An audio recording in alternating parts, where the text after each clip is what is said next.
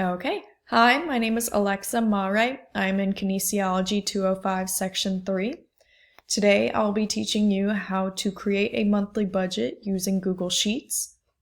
So first things first, I have my page already pulled up, but when you go to your Google Drive, you will find Google Sheets. Click on that. Once you get to Google Sheets, you will find a tab, a pre-made template called Monthly Budget, and click on that. That will bring you then to this screen. Now this is an automatic template to create a monthly budget. So there will be boxes that are already filled out, just for example. So you will only enter in, if you follow my mouse, in this highlighted box, you will only edit those, and this highlighted box, you will only edit those. Now we are on the summary page. This is just a guesstimate of your monthly expenses and income. It is not set. It is what you plan to budget for. So we're on summary right now. If you go to transactions, you can log in your expenses on here, your actual expenses. So on summary, my different categories, I have 8 of them, which is household supplies, which includes food, cleaning supplies, etc. Entertainment, which would be dining out, takeout, movies, stuff like that.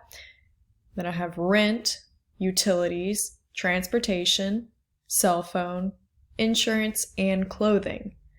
So I have pre-filled all of these categories with what I plan to spend.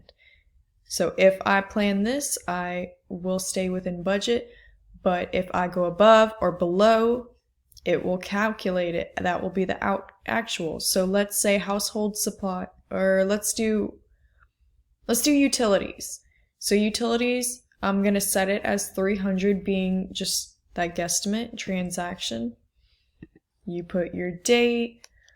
Let's say I pay $2/15/23. Let's say that date comes up. The amount I actually pay, let's say it only comes out to $180. This is my utilities. And the category would be, I would slide down to utilities. So once I have that filled out, go over to summary, and there is my actual.